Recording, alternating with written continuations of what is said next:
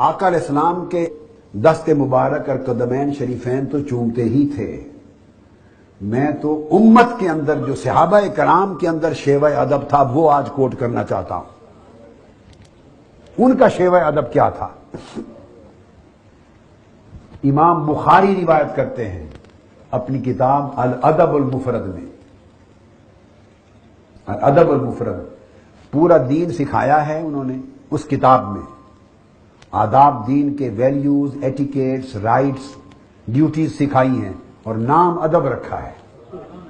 یعنی تصور دینا یہ چاہتے ہیں کہ دین ہے ہی ادب کا نام، اور وہ سرے سے ادب ہی اگر کم ہو گیا تو دین کا فہم کیا ہوگا. تو امام بخاری نے الادب المفرد میں روایت کیا حدیث نمبر 973.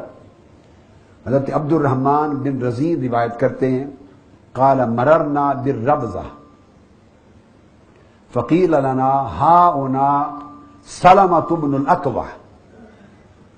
وہ فرماتے ہیں کہ ہم ربضہ ایک جگہ کا نام ہے، وہاں ایک دن گئے گزرے تو ہمیں بتایا گیا یہاں یہ جو شخص بیٹھے ہیں ان کا نام سلمہ بن اکوع رضی اللہ تعالیٰ عنہ ہے. یہ صحابی ہیں، سلمہ بن اکوع ہیں صحابی. وہ کہتے ہیں فاتیتہ فسلمنا علیہ، میں فوری دوڑ کے ان کی بارگاہ میں پہنچا، ان کو سلام کیا. فاخرج یدیہ، انہوں نے، اب آپ دیکھیے ان کے طریقے، انہوں نے اپنے دونوں ہاتھ نکالے، سلام ہو گیا، مصافحہ ہو گیا، اور ہاتھ نکال کر فرمانے لگے فقال بایعت بہاتین نبی اللہ، میں نے ان دو ہاتھوں سے اللہ کے نبی کے دست مبارک پر بیعت کی. روایت کی انہوں نے ان دو ہاتھوں سے آقا علیہ السلام کی بارگاہ میں آپ کے دست اقدس پر بیعت کرتی. فرماتے ہیں فقمنا الیہا فقبلناہا، ہم اسی وقت کھڑے ہو گئے. اب مجھے بتائیے، ملاقات بھی کر چکے ہیں، سلام بھی کر چکے ہیں، ان سے مل بھی چکے ہیں، مل چکے ہیں. اب اگر میں ایک نقطہ بس سمجھانا چاہتا ہوں، اگر تو وہ کھڑے ہوئے تھے، ملاقات ہو گئی تھی، مصافحہ ہو گیا تھا اور سٹل کھڑے تھے، تو اس جملے کا کیا معنی فقمنا الیہا، ہم ان کی طرف کھڑے ہو گئے. اس کا مطلب ہے وہ مل چکے تھے، ملاقات کر کے بیٹھ گئے تھے مجلس میں. اب جب بیٹھے تھے تو انہوں نے دونوں ہاتھ نکال کے کہے کہ میں نے ان دونوں ہاتھوں سے آقا علیہ السلام کے دست اقدس پر بیعت کی ہے. جب آقا علیہ السلام کے ہاتھوں سے چھونے والے ہاتھ جو مس ہوئے، دست مصطفیٰ سے مس ہوئے، وہ ہاتھ دیکھے وہ قمنا الیہا، وہ حضور کے ہاتھوں سے مس ہونے والے ہاتھوں کو دیکھ کر پھر کھڑے ہو گئے، قیام تعظیم کیا، کھڑے ہو گئے. اب لوگوں کو کئیوں کو پرابلم ہوتا ہے کہ قیام تعظیمی بھی بدعت ہے. اب یہ بدعت ہے تو صحابہ کرام کو کیا کہیں گے؟ انسان تو انسان، وہ تو ہاتھوں کے لیے کھڑے ہو رہے ہیں.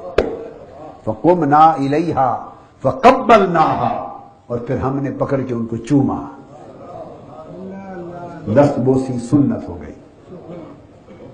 یہ ادب تھا جو آقا علیہ السلام سے جن لوگوں نے براہ راست دین سیکھا ان کو دین ادب والا دین ملا، اور جنہوں نے براہ راست نہیں سیکھا، صدیوں بعد دین کے تصورات گھڑے اپنی عقل سے، ان کے پاس بے ادبی والا تصور آ گیا. بے ادبی والا دین نہیں کہتا، وہ تو دین ہے ہی نہیں، وہ بے ادبی کا تصور آ گیا. جنہوں نے دین آقا سے سیکھا وہ ادب والا دین آ گیا. اسی طرح دوسری روایت امام بخاری ہی لاتے ہیں الادب المفرد میں. اگلی روایت حدیث نمبر 974. ابن جدعان روایت کرتے ہیں قال ثابت لانس رضی اللہ تعالیٰ عنہ، حضرت ثابت نے حضرت انس ابن مالک رضی اللہ تعالیٰ عنہ سے کہا اب مسست النبی بجدک صلی اللہ تعالیٰ علیہ وآلہ وسلم، پوچھا کیا آپ نے اپنے ہاتھوں سے آقا علیہ السلام کو مس کیا تھا؟ آپ غور تو کیجئے کہ ان لوگوں کے دین کا تصور، دین کا خمیر کس طرح محبت اور ادب کے ساتھ بنا تھا. ان کے ایمان کا خمیر ہی محبت اور ادب کے ساتھ گوندا گیا تھا. تو کیا آپ نے آقا علیہ السلام کو مس کیا تھا؟ قال نعم، انہوں نے فرمایا ہاں.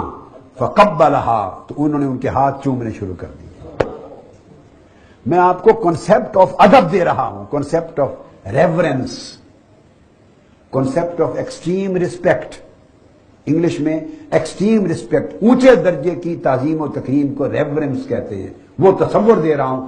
آج اس کو شخصیت پرستی کا نام دیا جا رہا ہے۔ اب اگر یہ ادب ہی دین کے تصور میں نہیں ہے تو پھر آدمی جب بولے گا تو بڑی جسارت کرے گا، بے دھڑک بولے گا، وہ لحاظ نہیں رہے گا، وہ اس بات کا حیا نہیں ہوگا۔ حضرت عمر فاروق رضی اللہ تعالیٰ عنہ امام بہقی روایت کرتے ہیں، اور امام بہقی نے شعب الایمان میں حدیث روایت کی، حدیث کا نمبر 8965 ہے۔ امام بہقی روایت کرتے ہیں کہ حضرت عمر رضی اللہ تعالیٰ عنہ خود سیدنا فاروق اعظم بتا رہے ہیں، روایت کرتے ہیں، انہ کلما قدم الشام استقبلہ ابو عبیدہ بن الجراح فقبل یدہ۔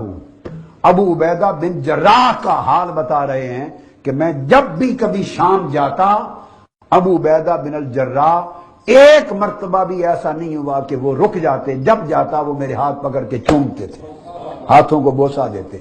صحابی کی دست بوسی کر رہا ہے، تابعی صحابی کی دست بوسی کر رہا ہے، اور صحابہ کرام آقا علیہ السلام کی دست بوسی کیا؟ قدم بوسی۔ یعنی صحابہ کرام کہتے ہیں فقبلنا یدہ ورجلیہ، ہم نے آقا علیہ السلام کی دست مبارک چومے اور قدم چومے۔ یہ بھی امام بخاری نے روایت کیا ہے، امام بخاری نے روایت کیا ہے، امام بخاری نے۔